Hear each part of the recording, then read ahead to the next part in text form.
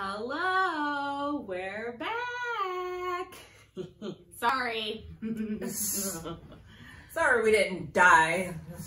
Not yet, so YOLO.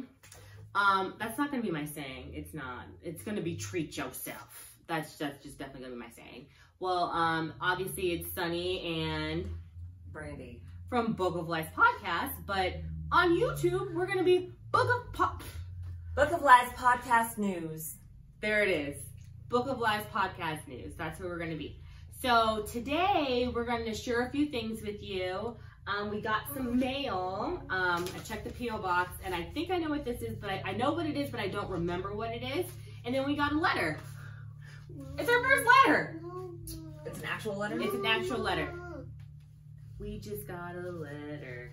We just got a letter. Copyright. Oh. We got a letter, yo. Before I do that, we're gonna go ahead and open up this bottle of wine that I've been sitting on for 5 years. This is pretty much sentimental wine. It's my 5-year wedding anniversary, and I had my guests sign bottles of wine, you know, may the Lord bless this marriage, congrats lovebirds, things of that nature. So it's super sweet, but it's time to crack this baby open. My husband doesn't drink, my sister does, so we're celebrating 6 years of you not being pregnant. Yay! That's fabulous. So we're gonna go ahead and enjoy a 2012 Sentinel Coast Pinot Noir. So why don't you open up the mail? All right, should I do the letter first? What should I do? Let's do the letter. Seems like a book. We won a contest on Instagram, and this is the prize. Oh. Can you fit? Maybe there'll be a letter in there. Who it's from? It says L. Roberts. Okay. I don't know who it's from. Thank you, L. Roberts.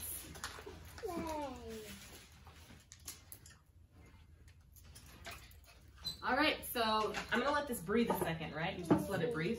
It is a book. What is it here? How to drink like a mobster. Oh shit. Oh, is this from Boozy Betty's? Yep. It is not from Boozy Betty's. Oh, okay. Yay, you won! Congrats, we hope you love the book and appreciate the support. Tag us in your cocktails. Cheers, Laura and Vanessa at A Tap on the Wrist. Tap on the Wrist podcast. Nice. Thank you so much. How to drink like a mobster. That's fun. Yeah. Is it, it's cocktail recipes? How to drink like a mobster, prohibition style cocktails. Oh, I love that. Uh-huh. Cocktails guaranteed to bring out your inner gangster. They all do that for me. So. Shoot, Brandy becomes a straight fuck. Mafia ranks and structure. It actually kind of goes into information about mobsters. Rum running. Oh, that's awesome. Muddling, layering, building. Ooh, this is. Oh, here's some drinks in the back. Oh, I went to bartendering school. Bartendering school. Angel face. Thank you so much. That's fun. I like it. I love it. Okay. I want more of it. Okay, you pour. I'll open this one. It's been breathing long enough. This is not a letter. This is a card from Nikita Grant. That's our girl, Nikita. Thank you so much. It's a thank you card. My dearest ladies of Bolp. Some people say just a podcast. I say friends in my head who give me a shout out and laughing out loud funny content while I tool away at a suck-ass job as a janitor. Thanks, Nikita. Thank you, Nikita. You rock. We love you, girl. That's awesome. Girl, we love you. Hopefully you can put this in your ears too. And I really, really, really hope that your suck-ass job gets better. Or you find a better job that doesn't suck ass. Yeah, and good luck to you and your daughter too. Her daughter's starting like a, I feel like it's a farmer's market, like for our people, where she is. That's awesome. So, that was great mail. Oh my gosh. So send us mail, please. Do it again. Send us mail. That was really fun. And if you want to send us anything, you can send it to our P.O. Box at P.O. Box 1554 Rosemond, California 93560. And you can just attention it to Bolp or Books or Book of Lies podcast. Books. Which one did you drink out of? This one. Okay. The one that's closest to me. You tasted it already? Mm-hmm. Oh my gosh, it smells so nice. It's good. It's tasty for sure. The newscast where we drink. Cheers. Yes. Cheers, sister. Chills. Look at the legs on this baby. Okay, so we are going to share some breaking news with you guys. It's not quite breaking, but it's still news. So this is our first reporting of fraud news, Brady. What's the fraud news? Well, there's lots and lots of BS going on in the world, especially nowadays with COVID-19. And celebrities aren't exempt from committing fraud. So, no, they're not. Our first case of fraud is Pretty Ricky member indicted for a Paycheck Protection loan fraud. So if you're of a certain age, you're probably familiar with the R&B group Pretty Ricky, who made the song Your Body in the early 2000s. Well, one of the group's members, Diamond Blue Smith, who goes by Baby Blue, who is also a character, or a cast member, I should say, on Love and Hip Hop Miami, is in hot water over some alleged fraud. That's right. Police arrested him on October 5th, along with another person called Tonye C. Johnson, who owns a company called Synergy Towing and Transport in Pennsylvania, who was arrested on Monday, October 1st. According to court documents, Baby Blue misappropriated $24 million in COVID-19 relief funds. That's fucked up. And spent it on a freaking Ferrari. I heard, and that's disgusting. Like, this money is for people who need relief, like these business owners. Yeah. So the Department of Justice has charged him with wire fraud, bank fraud, and conspiracy to commit wire fraud and bank fraud. Court documents say they falsified documents to get a Paycheck Protection Program loan worth $426,717 for his company, throwbackjersey.com LLC, and they got another loan for $708,000 for his music label, Blue Star Records LLC. Allegedly, he withdrew over $271,000 of that loan and used the money to buy a $96,000 Ferrari. The car and other luxury items were seized at the time of his arrest, and the FBI's investigation revealed that he was allegedly a part of a big-ass scheme convincing other people to apply for these loans, and he would take kickbacks from these loans. So there are at least 11 other defendants involved in this case. Isn't he looking at life? That's what he says. So Paycheck Protection loans were meant for small businesses to receive money in emergency and forgivable loans due to the impacts of the pandemic. And basically it was the CARES Act, which was a $2 trillion act that was passed by our government legislation. Baby Blue said in an Instagram post that he's facing life in prison. And while he should definitely spend at least 25 years in prison, in my opinion, I doubt he'll get that long. But if he does, hopefully he'll spend the time thinking about all the small business owners he screwed out of that money, who had to close their doors because he's a greedy fuck. That's messed up. Like, okay, hear me out. The bank decides to give me $1 million. And I'm supposed Decides to give you. I apply and someone tells me to, I don't know why he applied for all this money, because he's running a website where he's selling jerseys and shirts and apparel. And he also has a record label. I can understand that's a lot of money. But if you're not breathing life into your business and you're doing some other fraud shit and you did it under fraud, like you lied on documents, apparently that's what they're saying, and then you're getting people to sign up for it and you're taking a cut, that's fucked up. Yeah. That's fucked up, dude. You doing jail time, yo. Jail time. Jail time. Jail time! And this other D-bag in Coppell, Texas, by the name of Dinesh Shah, who a federal grand jury has indicted on 3 counts of wire fraud, 3 counts of fraud, and 1 count of money laundering on Friday. Shah spent more than $17 million in PPE loans on bullshit in his lavish lifestyle. $17 million. Like, who gives him this much money? The government. The PPP loans. Thank you so much for giving the money and allowing these people to pull out from this fund. I really wish I would have tapped into it, but $17 million is too much money for what kind of business is this? Oh, you should keep going. So he applied for the loans using the pandemic to his advantage and again robbed small business owners of their livelihoods. According to the indictment, Shaw submitted 15 fraudulent applications under various business names that he owned or controlled to 8 different SBA lenders, small business account lenders, for about $24.8 million. That's how many applications. And he applied for basically 24. The 15 applications totaled almost $25 million. Seriously. The fuckery. Yep. Most of these businesses didn't even exist until the CARES Act was passed. And he claimed they had several employees with hundreds of thousands of dollars in payroll expenses. They had none. I should have done this. I was thinking about it too. I was like, damn it. My business is registered. I have one business that's registered and 2 others that are not. Well, but I'm saying I should have applied for these loans. I pay a virtual assistant business good money. I've been using it for 6 months and then my rate just went up because I was like, I sent them an email. I was like, this can't be right. What is this? She was like, oh girl, you was on a deal. And I was like, oh shit. But it's worth it. So I should have applied for this because I mean it's a lot of money and I get quality stuff. Anyway, Beauty's Biscuits. I should have did this. I should have done it. So he also forged bank statements and falsified tax documents to support his applications.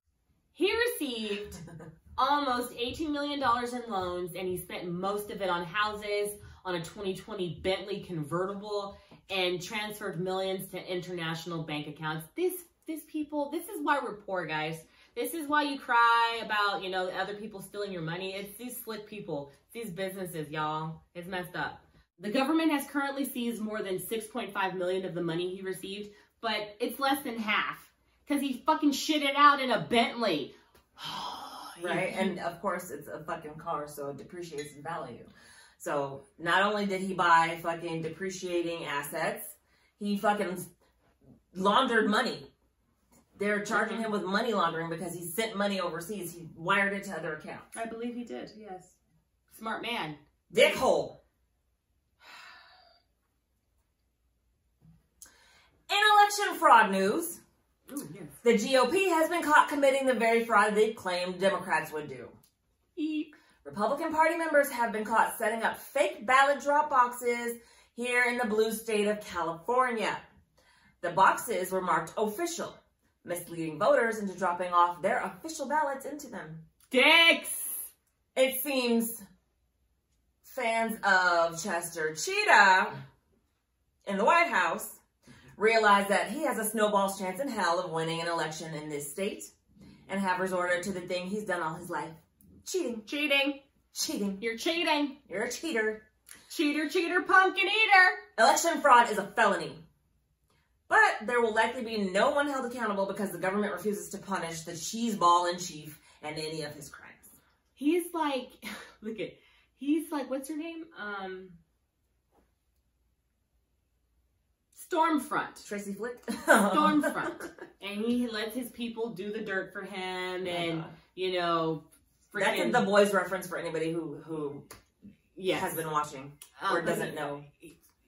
He lets them do the dirty work for him. And she's like, I've got soldiers. And that's what he has. He's got diehard soldiers. And some of you guys are probably watching. Hey, but don't be a cheater. Do it right. Yeah. So these boxes have popped up in Los Angeles County, in Fresno County, and in Orange County.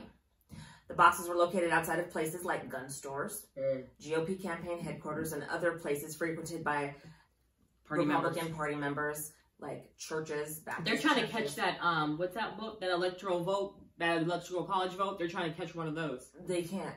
Your electoral college, people who are in the electoral college have to vote after everyone else votes. Oh. Basically, they are supposed to vote with the majority vote in the state. Oh. But in Colorado, 2 of their electors didn't do that. They voted for other people that weren't even on the ballot, which is what resulted in what the fuck is going on right now. Got it. So for years, the Republican Party in California has been accusing Democrats of election rigging. However, it appears that the accusers are the guilty ones this time. That's usually the way it is. Yes, because they have been doing this. It's called ballot, not ballot collecting. Ballot is making sure that all the ballots from your party have been gathered. But here's what I'm concerned about with this whole situation. These are not official ballots. So you could easily, somehow, magically, get another ballot and open my ballot, because I dropped my ballot into that box, and I'm voting Democrat. Mm-hmm. And now you can go in and fill out another thing and like forge my signature on it, and now that's a vote for your candidate because you just faked my shit. Okay. I mean, it's outrageous, but people will go to certain crazy lengths to rig elections. That's what this whole thing about this poll watchers thing that, you know, Goldfish and Chief was talking about during the debate. Poll watchers. Oh yeah, we're gonna get some people to go out there poll watching to make sure there's no voter fraud going on out there. It's called election tampering. It's called voter intimidation. You're getting people to go to the polls to intimidate other people into voting a certain way or to not vote at all. And it's wrong. And it's illegal. It's fraud. And apparently that's one of the legends about how Edgar Allan Poe died. Was this thing called, I forgot what they called it back then, but they would basically get people super drunk, super drunk, and then take them to the polls and make them vote for the people that they wanted to. Yeah. And they would do this. And then they would shave their head and change their look and send them back in, right? Yeah, and apparently this was supposedly what happened to him. He got like kidnapped by these people, and somehow he ended up dead with this basically election, this voter fraud that they were doing over in Baltimore. That's crazy. Who knows if that's true, but just saying. Okay. So that's our news. That's our news. And one thing that I wanted to let you guys know is they're bringing Dexter back. Yeah. It's coming back 2021. Yeah. 2021. Yes. So they just posted it right now. They just released news that Dexter, what's his real name? What's his real name? Michael C. Hall. Michael C. Hall will be returning as Dexter with the original showrunner. I forget his name. It's on my phone. I love that. I'm recording on my phone. I love that. They're going to do 10 episodes. So they're just doing this one thing. So they're going to pick up where he is now. And they're saying that it has to make sense. It has to be rational. And it has to be, you know, something that'll... Yeah, because the last we saw of him, he was on a boat. Going to Oregon. He was on a boat going to Oregon. How the hell is he going to Oregon from Florida? On a boat. Well, he sent, remember, baby mama, the poisoner, and his son to like Argentina, and then he went on a boat. Baby mama, she died. Oh yeah, it wasn't baby mama, but his girlfriend. She's not his girlfriend, the poisoner. You know what I'm talking about? Yeah. Pinky from Handmaid's Tale. Yeah. Her. She has his son, and they fled the country, and then he went to Oregon to be like a lumberjack or something. So that's where they left it off. There were a lot of people upset with the way it ended, so they feel like it coming back now is going to be a chance for redemption. So I know it's like it has a huge following, and why not announce it during October, Halloween season, spooky season? Listen, I would gladly rewatch the entire season. I've watched it twice already. Why not give it a third go? I've watched it once, and I'll give it a second go, and you should too. And thank you so much for joining us. Subscribe. Come back. Subscribe. Yeah, We're going to bring you some content every week, and if you come back, we'll come back, okay? So, cheers to y'all. So if you guys want some wine. Thanks for watching. We'll pour a glass. Thanks for giving us your time. Also, thank you, Nikita, for sending us a warm letter. I love it. Yeah.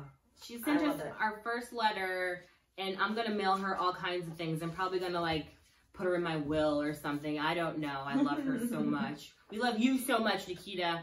And cheers. Again? Yeah. Charles. Cheers. And thank you guys for joining us. I'm going to have a drink. And this has been Book of Lies Podcast News. Or Bolp Bitches. Bolp News, bitches. Bolp News, bitches. Ooh.